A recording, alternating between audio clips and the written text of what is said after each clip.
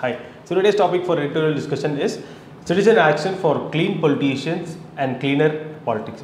So what this article deals with is that the basic premise deals with the concept of criminalization of politics. So we'll see what is criminalization of politics, what causes criminalization of politics, what are the implications that criminalization of politics does to our democracy or our governance, and what are the way forward, how we can handle this menace of criminalization of politics. So yes, basically what is criminalization of politics?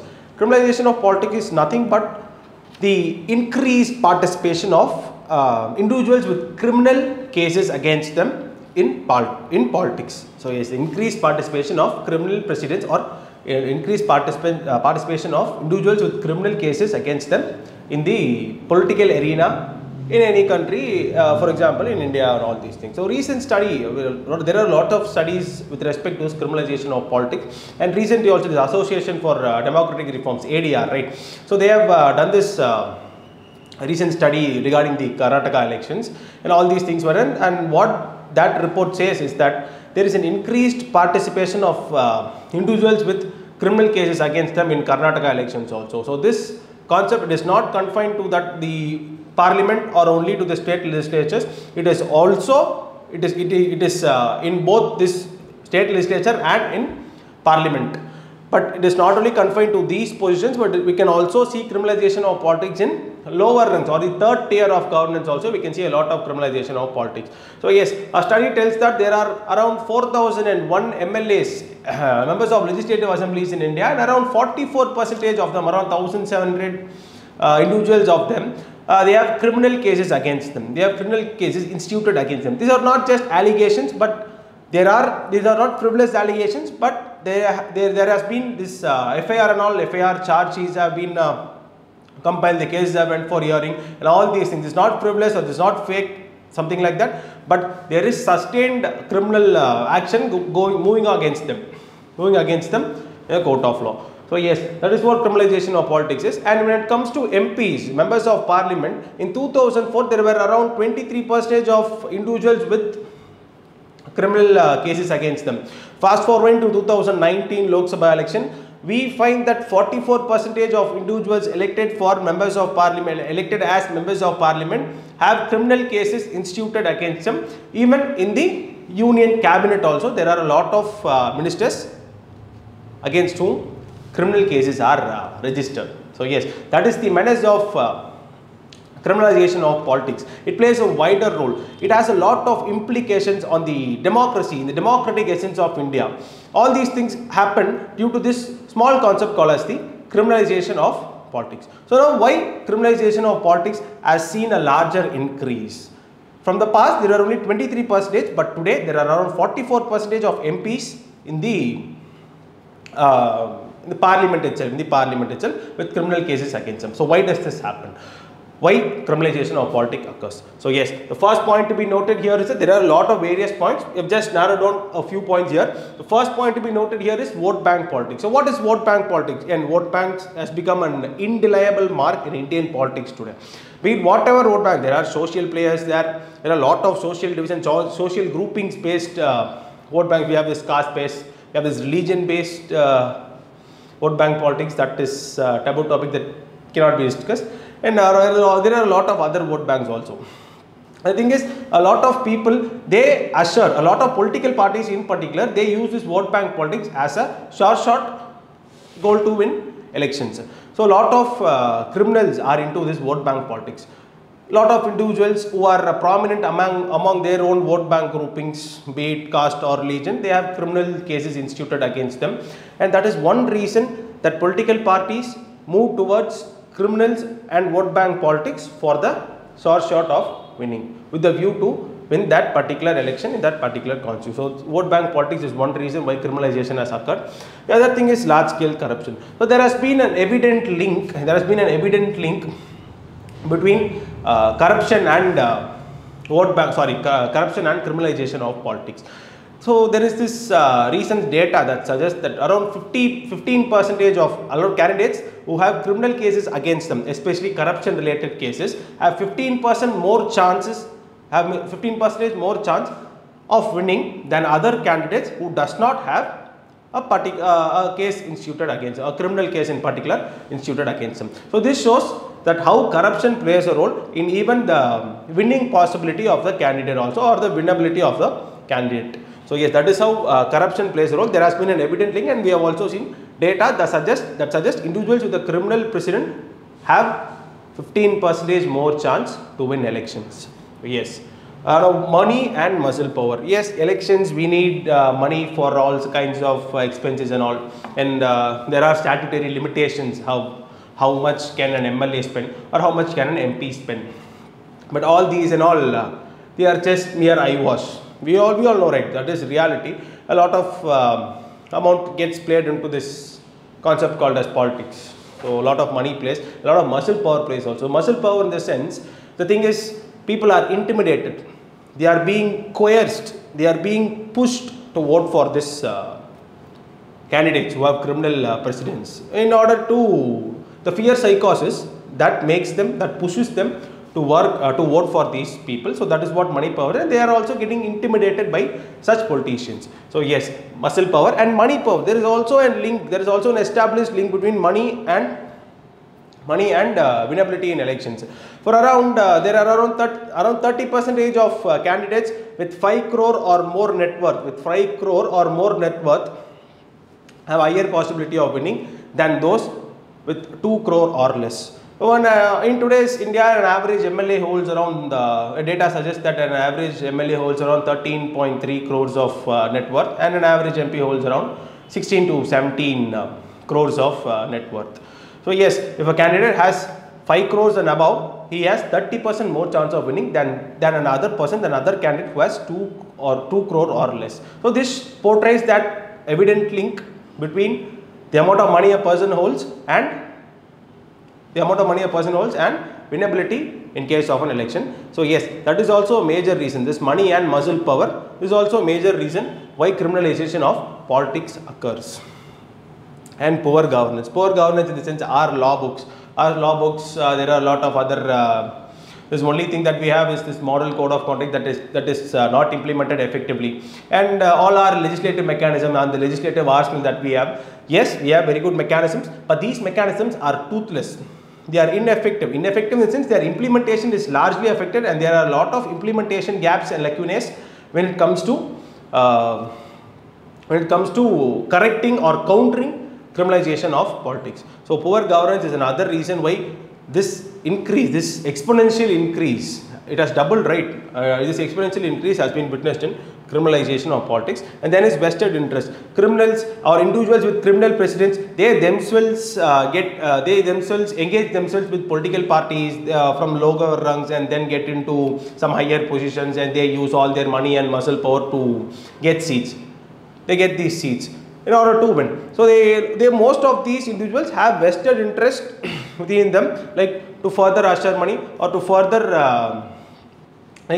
their own goals and ends. So that is what vested interest is, and that is how individuals with criminal precedents get into politics. Their criminal justice system. So yes, our criminal justice system makes up of police, prisons, and the judiciary also. Yes, there is a lot of queries, and there are a lot of criticisms regarding our criminal justice system. The police are not functioning efficiently, they are corrupt, they do not conduct proper investigations, and justice, there is a lot of pendency of cases, and all these things happen, right? So yes, people also suggest that this ineffectiveness of the criminal judicial system, this hand-in-hand policy of the police with that of those individuals with criminal precedents, this delay or pendency in courts, all these things together, they also contribute to criminalization of politics by not completing the cases, or not finishing the cases on time, or prolonging such cases. They put hearing upon hearing, right? So that and all happens here. So the delays in the criminal justice system is also a major reason why criminalization of politics happens. So the thing is, these are the major causes, and one more cause that often people cite talking about criminalization of politics is that this is all, people say that this is a political stunt. The ruling party or the party in power, they deliberately criticize or impose criminal cases against the opposition. This is what some individuals' side. But this cannot be accepted, as there are a lot of criminalization of politics. There is a lot of individuals with criminal precedents even in ruling party. For example, a recent data suggests that BJP is the largest, the ruling party, right? And in most of the states also majority party only. That it is the biggest party with individuals with criminal cases against them. So yes, this cannot be accepted, that it is a political stunt orchestrated by the ruling party. So now, what are the implications of criminalization of politics? So criminalization of politics, it affects free and fair elections. Yes, we all know free and fair elections is one of the essence of our democracy. It has also been in our basic structure and all these things, right? So thus this criminalization of politics, it affects free and fair elections. Fair elections in the sense, everyone must have an equal share, everyone must get their seats, everyone must have their equal chances of winning, right? This does not happen, because those with criminal precedent, these individuals, they can use money and muscle power to sway the decision towards their side. Though this will not be free. People can be coerced into voting for them. They can be intimidated into voting for these individuals. So this can happen. So this affects the free and fair election system in India, which is a basic structure and an integral part of the democratic essence of India. And also we have this affecting civil servants. And yes, another major thing is that this unholy nexus between civil servants and politicians. This happens a lot. When criminalization of politics happens, this affects the integrity, it affects the quality, it affects the governance of civil servants. It affects the integrity of the civil servants also. They are also getting roped into such unholy nexuses and all these things. They are getting roped into such criminalization activities, and all these things can happen. This can have a greater impact on the overall integrity of the service and overall good governance that is trying to be achieved in India. So this can happen. It also affects the integrity of service and governance. Criminalization of politics, criminals come into the play. Why do they come there? They come for satisfying their vested interest or self-interest. So when a person is self-interested, is self-centered and thinks about himself, the concept of good governance is out of the box. It is not on the table, and all these things can happen, and good governance cannot be assured when criminalization of politics is at play. The next thing is social disharmony. Yes, there can be a lot of social disharmony. There can be a lot of violence happening here. It can affect the bureaucracy, and all these things can happen. And there is a possibility that this can lead to a social chaos. It can lead to a chaotic situation also, and it can also lead to a state of anarchy. So that is what social harmony is, and these are the major implications that can occur due to criminalization of politics. So now, how to handle this criminalization of politics, or what can we do, what as a system or what as a citizens that we can do to handle this criminalization of politics.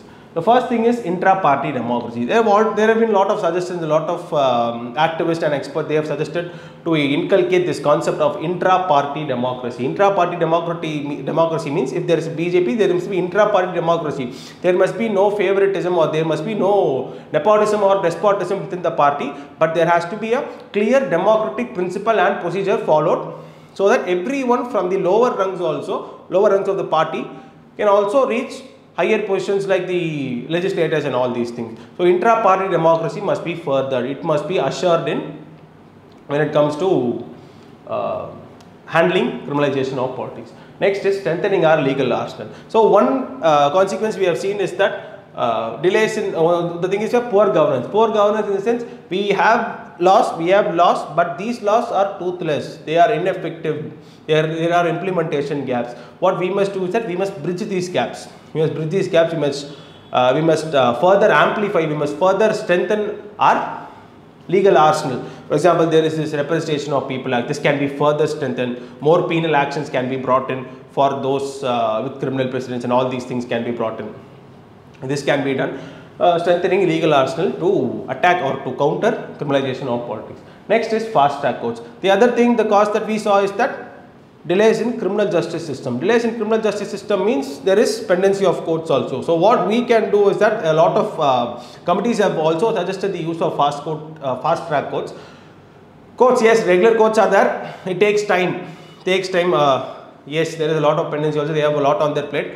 So what we can do is that we can use fast track courts especially for criminalization of politics and easily dispose of cases, and this has a possibility to reduce the criminalization of politics. It cannot completely annihilate, it cannot completely remove, but it can it can reduce the criminalization of politics in India. So that can happen. Fast track courts can be put to greater use. They are in use, but it can be put to greater use. And reforms in the CJS. We have to reduce our pendency of cases. Yes, this has to be done. We have to reform our police system. We have to reform this police system. We must have a set time for investigation and all these things, charge sheet filing, FIR and all these things. We'll have to have a set time. So this can be done by reforming the criminal judicial system. There are a lot of other out of box reforms also for correcting the criminal justice system. So reform the criminal justice system. And attitudinal paradigm shift. Attitudinal paradigm shift in the sense, a recent survey also tells that public opinion is also divided when it comes to asking whether they will vote for a person with criminal precedent or an honest person. Yes, mob mentality and public opinion is also divided. Not everyone assured for going for an honest officer or an honest politician, but some also voted, some also said that there is no wrong, there is no issue in voting for a person with a criminal case instituted against them. So this has to change. People have to bring in a concept called as, they must have an attitudinal paradigm change. They must at least try to reduce this thing called as voting for the criminalization of people. They must transcend this party lines. They must transcend party lines, and there is this concept like in the south and all. We have this thing called as ardent supporter of this party and ardent supporter of this party. So what people must do is that they must not see the party, but must see the person. The person comes first, and then only the party. The person is a good person. The person is capable of assuring and good governance, and he must be voted for rather than the party. Yes, the party may be a good party or a bad party, that is secondary, but the person is the person who is going to represent the people. So the people has to decide in the person and not in the party, and this has to change. This attitudinal paradigm shift must be witnessed.